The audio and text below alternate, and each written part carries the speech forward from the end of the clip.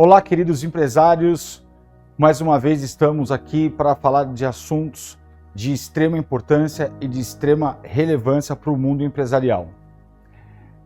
Esses dias, com o advento da tributação dos lucros, os clientes têm nos buscado, têm me procurado para que a gente possa fazer uma espécie de planejamento tributário, que eu sempre reforço que é muito importante os empresários estarem atentos aos planejamentos empresários, societários, e com a tributação dos lucros, que é a reforma tributária da renda, muitos têm me procurado para estratégias para evitar a tributação dos lucros. Ao se deparar com algumas estratégias e algumas ideias dos empresários, eu pude notar que os empresários estão entrando numa zona cinzenta. Os empresários não têm a obrigação de saber toda a legislação. Para quem me conhece, sabe que eu sou contador, eu sou advogado, tenho MBA em gestão tributária, tenho pós-graduação em controladoria e finanças. Todas essas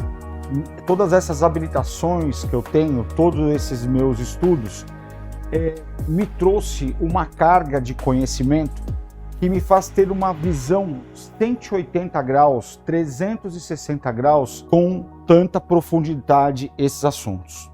Por que eu estou fazendo questão de falar isso? Porque a reforma tributária da renda, em especial a tributação dos lucros, ela mexeu numa situação que é a tributação dos dividendos, que eu não sei se foi de caso pensado ou se foi meio sem querer, mas ela trouxe consequências muito relevantes para o mundo empresarial. Como eu disse no começo, os empresários estão tentados a achar soluções não muito republicanas, só que como são, na maioria das vezes, leigos a essa atmosfera de legislação que nos envolve, que passa desapercebido aos olhos deles. Então resolvi gravar esse conteúdo um pouquinho mais extenso para que vocês tenham um olhar um pouquinho mais crítico e ver como é complicado a gente achar uma solução para o caso da tributação dos lucros. Vamos ver se eu consigo transmitir para vocês de uma forma direta, de uma forma palatável, tentando evitar o juridiquês e o técnico, para que vocês entendam, ok? Então vamos lá. Despesas da empresa versus despesas pessoais. Então, quando estamos falando aqui de tributação dos lucros, o empresário fica tentado a achar a seguinte solução para evitar a tributação dos lucros. Lembrando, como é que funciona? Se você tirar uma distribuição de lucro de até 50 mil reais, você não sofre retenção nenhuma. É importante fixar essa questão. Retenção não é imposto definitivo. Lá na pessoa jurídica nós temos diversos tipos de retenção. Nós temos retenção de PIS, nós temos retenção de imposto de renda, em alguns serviços tem retenção de ISS. Então existem várias formas de retenção de vários impostos distintos. Toda vez que a gente falar em retenção, não significa tributação definitiva. Então, eu retenho aqui para no momento futuro a gente fazer a apuração de imposto definitiva, compensa o que foi retido e paga ou restitui o que foi pago a maior ou o que foi pago a menor. Então, na pessoa física, o que vinha acontecendo até hoje. Então, você tem os seus rendimentos mensalmente, quando faz o imposto de renda no ano seguinte, apura o imposto correto, efetivo e desconta aquilo que já foi retido na fonte. Com a tributação dos lucros vai acontecer a mesma coisa. Se você tirar mais de 50 mil por mês, você vai sofrer retenção mensalmente ou quando ocorrer acima de 50 mil, para quando a gente for fazer o imposto de renda lá no ano seguinte, vão ter que fazer aquele cálculo da grandes fortunas, tributação mínima de grandes fortunas, vai ter um imposto aqui para você pagar, aquilo que foi retido ao longo do ano vai ser compensado, ou você vai pagar a diferença, ou você vai restituir.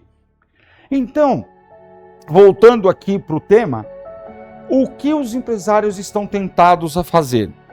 Os empresários estão tentados a fazer algumas despesas que antes estavam lá na pessoa física dele, eles estão tentados a trazer essas despesas para dentro da empresa. Alguns empresários até já fazem isso, né?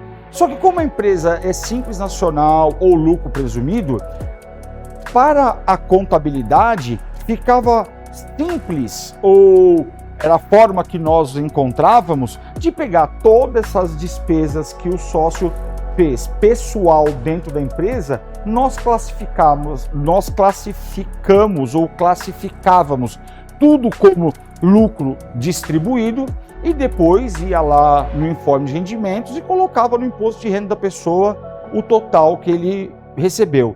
Errado sempre esteve. Errado sempre esteve. Não pode fazer despesas pessoais dentro da empresa. Logo, logo a gente vai chegar lá. Só que com essa retenção dos 10%, isso cai por terra. Então, o empresário desatento, que nunca separou efetivamente as suas despesas pessoais com as despesas da empresa, ou o empresário que quer começar a fazer essa mistura, achando que vai evitar a tal da retenção, está incorrendo em diversos erros, está incorrendo em diversos problemas. E é isso que eu quero trazer aqui hoje para vocês. Então é assim, ó, a máxima do direito diz assim: o que não é proibido, o que não está tacitamente proibido em lei, eu posso fazer, certo? É assim que a gente pensa no direito. Então, se não existe uma lei que me proíba expressamente de fazer algo, significa que eu posso fazer até diga o contrário, ok? Então, no mundo tributário, no mundo empresarial, o que você precisa é conhecer a lei societária, a lei tributária, o Código Civil, toda a legislação que permeia a sua vida empresarial e achar lacunas para que você possa empresariar, otimizar os seus rendimentos, otimizar seu lucro, evitando crime, evitando estar fora da lei, certo? Então, essa é a ideia do vídeo, mostrar para vocês o problema que é fazer as despesas pessoais na empresa, certo? Então, vamos seguir adiante. Começamos assim, ó. O primeiro ponto de análise é o regulamento do imposto de renda pessoa jurídica. Então assim, ó, aqui vai falar de dedutibilidade. Dedutibilidade só serve para o lucro real. No lucro presumido e no simples nacional, como toda a tributação está deslocada para o faturamento, como toda a tributação está deslocada para o faturamento e não importa o que aconteceu ali no DRE, não importa se a empresa deu lucro ou deu prejuízo, ela está sendo tributada no faturamento, no lucro real existe um regulamento que vai nortear aquilo que você pode deduzir para fins de imposto de renda, para fins de contribuição social, porque senão como eu disse até agora, ficaria meio fácil, né? Eu faria a compra da minha casa, pegaria lá a nota fiscal do supermercado, colocaria na contabilidade da empresa e deduzia. Compraria um carro, compraria uma lancha, fazia outras despesas pessoais, ia colocando tudo na empresa, ia deduzindo tudo, certo? Para você pagar menos sobre o lucro. Então existe um regulamento do imposto de renda que vai nortear o que é dedutível e o que não é dedutível. De novo, mas a minha empresa é lucro presumido, a minha empresa é simples nacional. O que tem a ver esse regulamento? Porque, por analogia, tudo que se aplica ao lucro real se aplica aos outros regimes também. Então, se aqui no regulamento do imposto de renda pessoa jurídica, que tem como foco, como tem objetivo o lucro real, ele serve, por analogia, também para o lucro presumido e para o Simples Nacional. Então, se o regulamento aqui disser você não pode deduzir para fins de imposto de renda e contribuição social despesa assim assada, isso também vale para o lucro presumido e para o Simples Nacional. E até então isso não tinha importância, mas agora passa a ter, porque o lucro é tributado. Quando o lucro não era tributado, isso passava despercebido, ou o fisco não dava tanta importância para isso. Mas agora o fisco quer 10% do teu lucro. Se ele quer 10% do seu lucro, ele passa a ser sócio daquilo que você está fazendo na empresa, porque ele quer realmente saber da onde está vindo esse lucro e de que forma você chegou nesse lucro, certo? Então, aqui para o regulamento do imposto de renda pessoa jurídica, ele tem como a premissa dele necessidade, usualidade e normalidade. Então vamos pegar um exemplo aqui, eu sempre gosto de pegar exemplos muito extremos para ficar fácil de entender.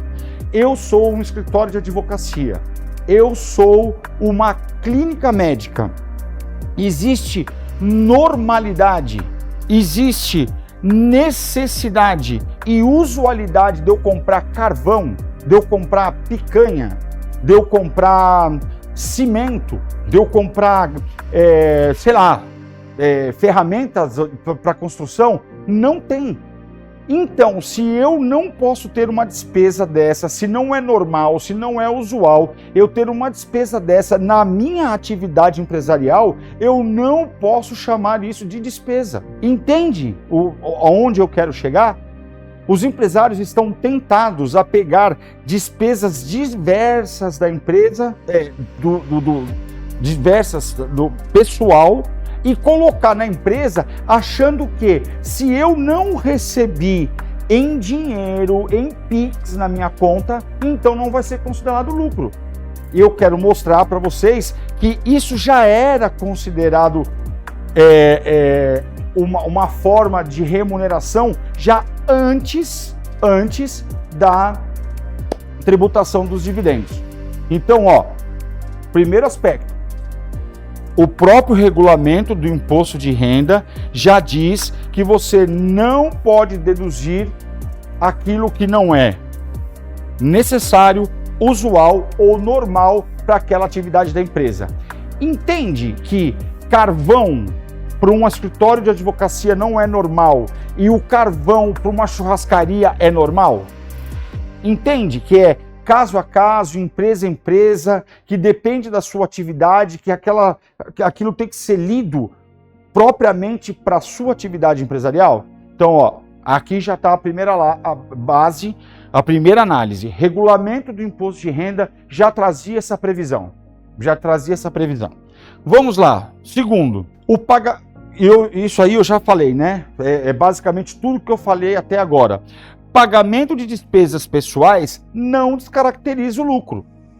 Não pode ter mistura entre despesas pessoais e despesas da empresa. Não pode. Mais para frente eu vou dizer aonde está o não pode. Porque no começo eu falei, se a lei não me proíbe, eu posso fazer. Mas existe uma lei que proíbe.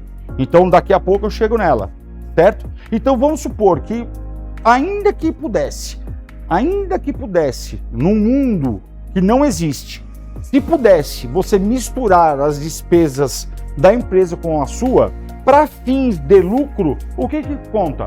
Te mandei um Pix de 2.000, é lucro. Te mandei um Pix de 5.000, é lucro. Paguei o seu plano de saúde, é lucro. Paguei a sua conta do mercado, é lucro. Paguei a escola do seu filho, é lucro. Então, para a contabilidade, não o escritório de contabilidade, para a ciência contábil, toda vez que o empresário fizer uma despesa que descaracteriza a atividade empresarial dele e é para o seu benefício próprio, tem que ser registrado como lucro.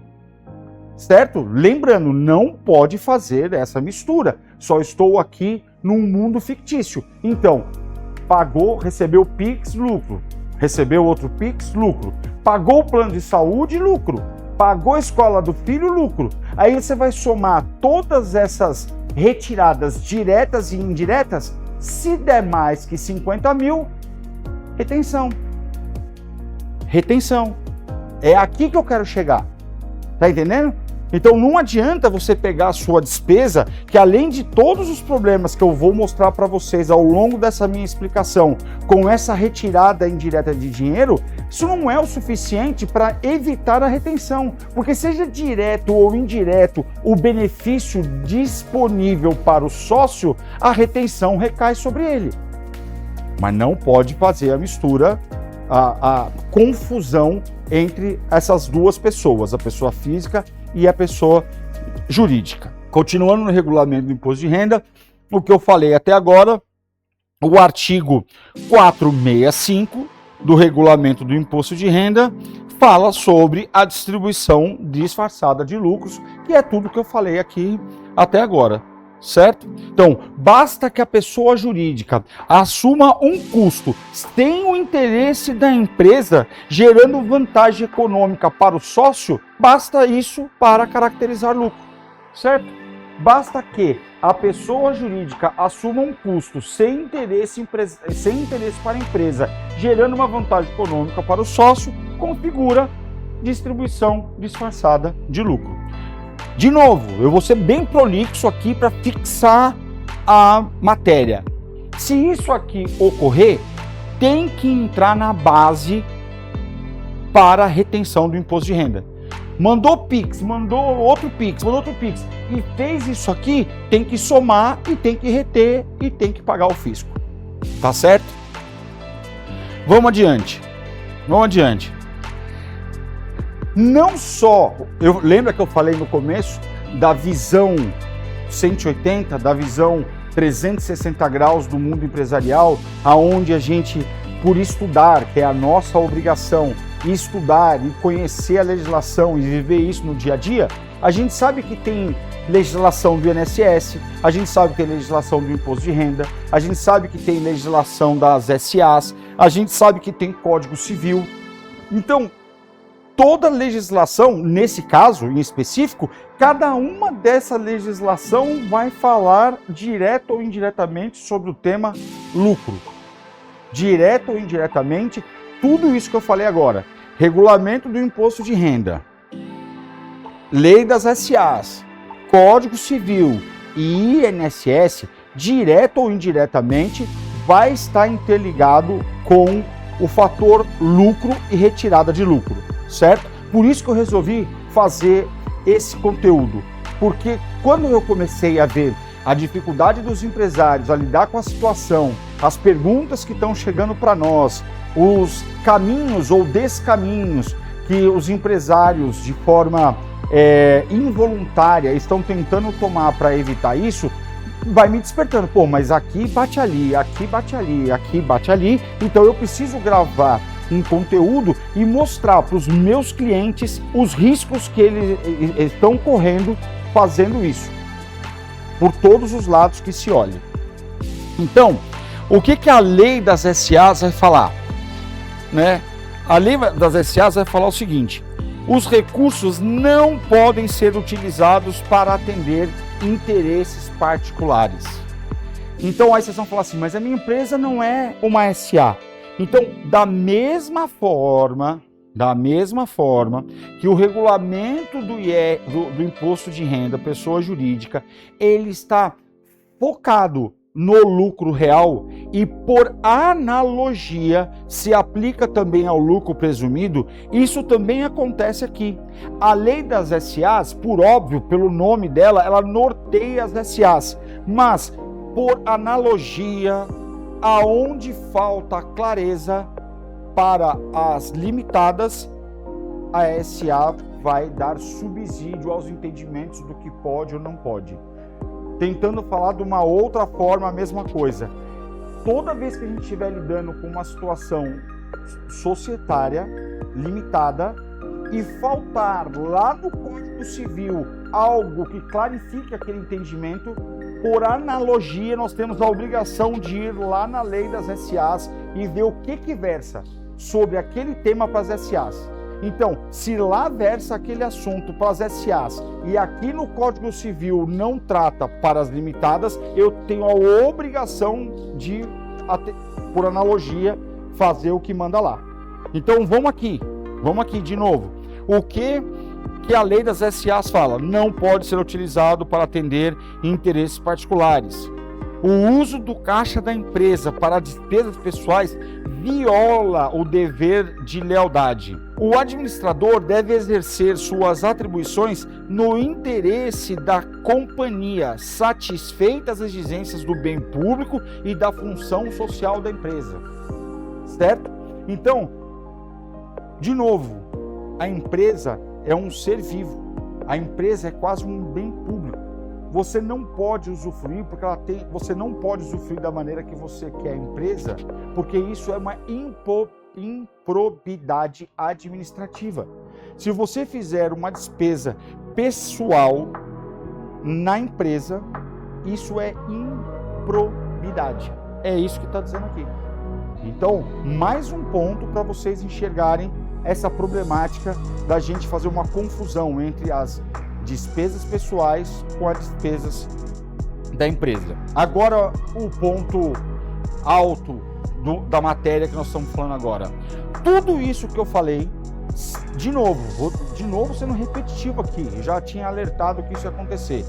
Se a gente olhar para o regulamento do imposto de renda, se a gente olhar para a lei das SAs, e se a gente olhar agora para o Código Civil, aonde eu estou entrando agora, aonde eu estou agora me adentrando, e fizermos essa confusão entre as despesas da empresa e as despesas da pessoa física, para muito além da importância de reter os 10%, que aqui onde eu cheguei, não reter os 10% passa a ser o menor dos problemas, porque uma hora você vai ter que pagar. Você não reteve aqui, que era uma obrigação administrativa, vamos dizer assim, de fazer a retenção, mas na hora que chegar lá no teu imposto de renda, você não tem para onde correr. Você vai precisar, saiu da empresa, direto ou indiretamente, R$1 milhão. A empresa se equivocou a não reter de você os 10%. Na hora que você pegar o informe de rendimento e colocar no teu imposto de renda, você vai ter que pagar cheio lá. Qual vai ser a punição da empresa por não ter retido? Se você vai ser punido na pessoa física, eu ainda não sei dizer, porque é uma inovação da legislação, isso ainda não traz, ou não estou enxergando aonde isso pode ser. Mas uma hora você vai ser tributado. Para muito além do dever de fazer a retenção dos 10% que eu estou comentando aqui, existe um fator que eu vim tratando até agora, eu evitei falar isso. Isso deixei para falar praticamente no último slide. Um negócio chamado confusão patrimonial. Tudo isso que eu falei até agora, do começo até agora, seja pelo dedutibilidade do imposto de renda da pessoa jurídica ou da contribuição social lá no lucro real, no lucro presumido, no simples nacional, seja pela lei das SAs que protege o bem comum da empresa, que protege a empresa de vários aspectos, tudo isso que eu falei até agora traduz no Código Civil, no artigo 50 do Código Civil, trata isso como confusão patrimonial. Gente, confusão patrimonial quando não há separação clara entre bens e direitos e obrigação da pessoa jurídica e do sócio. É o que eu falei até agora, fazendo essa mistura. Despesas pessoais são sistematicamente absorvidas pela empresa. O caixa da empresa funciona como extensão da conta pessoal do sócio. Aqui faltou o sócio aqui no final. Deu para entender? Então, antes de existir a retenção dos 10% do lucro, que isso é novo, o lucro desde 1996 é 100% isento, motivo pelo qual as empresas do lucro presumido do Simples Nacional nunca tiveram que se preocupar tanto com tudo que eu falei aqui até agora. Tudo que eu falei até agora, não precisavam se preocupar. Agora, com uma pequena mudança na legislação, mais grande no bolso, com uma pequena mudança na legislação, a Receita Federal trouxe todo esse material à tona e falou assim, além de você agora me dever os 10%, Se você não observar isso, o que vai configurar? Confusão patrimonial. E confusão patrimonial, ela traz consequências jurídicas práticas. Então, se você for pego em confusão patrimonial, você pode ter uma requalificação fiscal das despesas, aumentando o imposto de renda da pessoa jurídica a pagar, aumentando a retenção dos 10%, multa e juros, e aqui o mais importante, o mais sensível, a desconsideração da personalidade jurídica. Entende? Quando a gente fala responsabilidade limitada, o que significa quando a gente fala assim, ó, a minha empresa é uma LTDA, a minha empresa é uma limitada. O que significa? Significa que o patrimônio do sócio só pode ser afetado até o limite do capital social. O que é limitado? É limitado ao capital social da empresa. Agora, se você agiu de forma improba, se você cometeu confusão patrimonial na sua empresa, você perde a limitação da sua responsabilidade e pode ocorrer a desconsideração da personalidade jurídica em alguns cenários, por exemplo, numa ação trabalhista, numa execução fiscal, numa outro tipo de execução. Então, isso é muito, muito sério. O ponto de equilíbrio, aqui eu acho que é o que todo empresário está buscando nesse momento. Qual é o ponto de equilíbrio? Quando a empresa pode pagar algo do sócio? Pode. É proibido pagar algo do sócio? Não. Desde que isso esteja bem documentado e bem configurado. Você tem que ter contrato, você tem que ter acordo de cotista, tem que estar previsto no contrato social, tem que ter interesse da empresa, certo? Então, o que a gente tem que tratar no mundo empresarial sempre é isso. A gente tem que conhecer toda a legislação e achar os caminhos legais para que isso possa acontecer, certo? Então, se bem documentado, se existe um acordo de cotista onde um dos benefícios do sócio é um plano de saúde, é pagar o médico, é você pagar os gestores, o plano de saúde, você pode descaracterizar o rendimento indireto. Então, existe um ponto de equilíbrio para poder distinguir o que é confusão patrimonial e o que pode ser pago para o sócio, para um gestor e para um executivo, certo? O que precisa? Planejamento tributário, planejamento societário. Você precisa documentar, você precisa conhecer a lei. Óbvio que para aquele exemplo chulo que eu dei no começo do carvão, para isso não tem jeito, você não tem como fazer um papel dizendo que o meu escritório de advocacia vai comprar 100 quilos de carvão por mês. Não tem, não cabe, certo? Então tem razoabilidade, mas existem possibilidades de um planejamento societário, de uma holding que seja sócio da sua empresa, que essa holding seja proprietária de algum patrimônio, que possa ser posto à disposição da empresa, que possa ser posto à disposição do sócio. Então, é aí que eu quero chegar, né? Então, cuidado com confusão patrimonial, cuidado com pagar as despesas pessoais dos sócios da empresa e, caso a empresa pense em dar algum tipo de benefício para o sócio, que eventualmente possa ser caracterizado como remuneração indireta, que integra a base de cálculo do lucro para a retenção, isso precisa ser repensado, precisa ser conversado com o seu advogado, precisa ser conversado com o seu contador e enxergar dentro dessa legislação toda que eu comentei aqui, e eu nem envolvi o INSS, tá? Que eu vou colocar o INSS agora, no final, para a gente fechar. Tem que conversar com esses profissionais para ver se existe a possibilidade legal de você legalizar esses benefícios indiretos, esses rendimentos indiretos para os gestores. Gente, a tributação mudou, o conceito de lucro não. É isso que eu estou querendo dizer o tempo todo. Eu já repeti essa frase várias vezes. Para bem antes de existir 10% de retenção no lucro, toda a legislação que eu falei até agora já existia. Eu vou fazer uma analogia. Quando inventaram, vamos chamar assim, né? Quando inventaram a nota fiscal eletrônica, a impressão que deu que inventaram um bicho de 7 cabeças.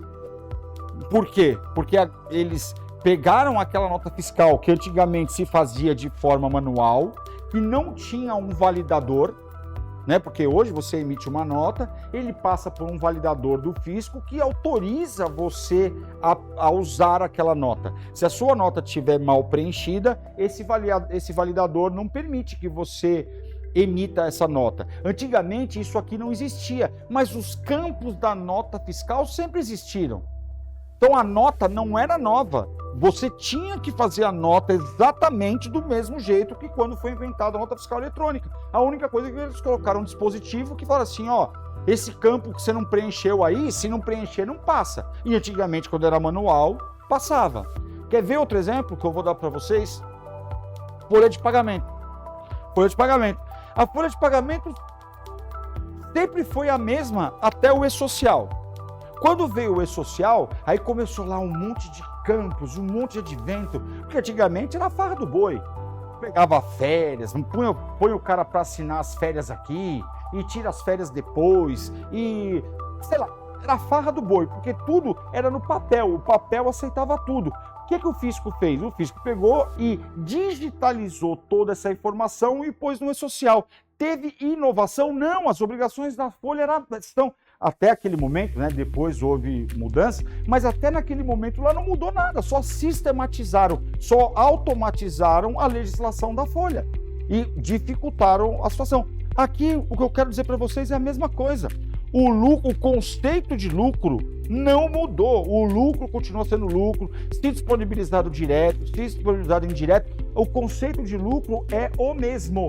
O que mudou foi a tributação, que agora o fisco, ele não quer, agora o fisco ele quer saber, mesmo você sendo Simples Nacional, mesmo você sendo lucro presumido e sempre quis saber de quem é lucro real, aquilo que você está usando como dedutível na tua empresa para pagar menos imposto de renda e contribuição social ou para evitar os 10% de retenção do imposto de renda pessoa física.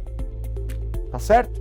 Para terminar, tudo que nós conversamos aqui agora é para a hipótese de lucro.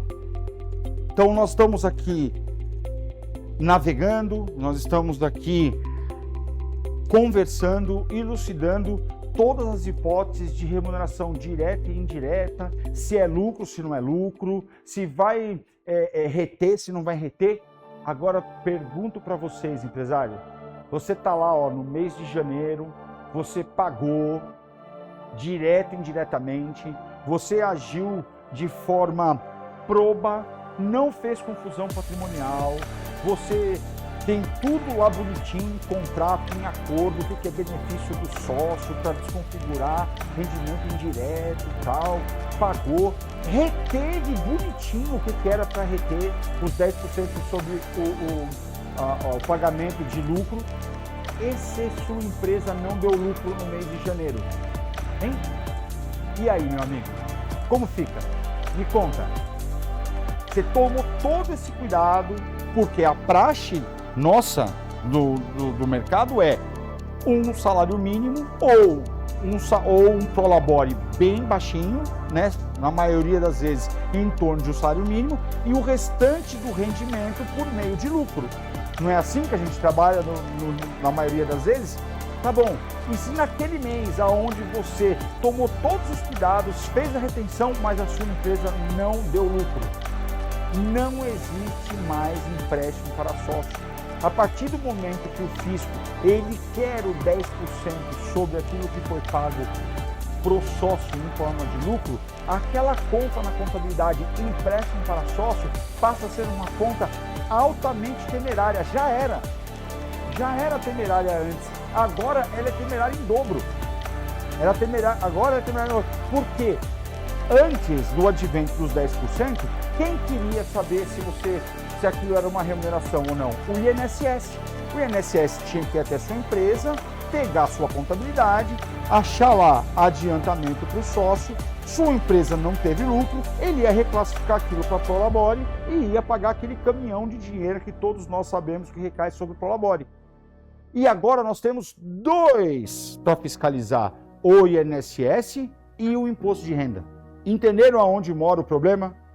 Entenderam? Que a sua empresa pode não dar lucro em janeiro, pode dar lucro em fevereiro, pode não dar lucro em março, pode dar lucro em abril. E se você pagou naquele mês tudo em forma de lucro e não deu lucro? Meus amigos, desculpa me estender, desculpa no que eu fui prolixo, mas eu acho que o assunto era importante e exigia essa fixação da legislação. Ok? Muito obrigado, até a próxima.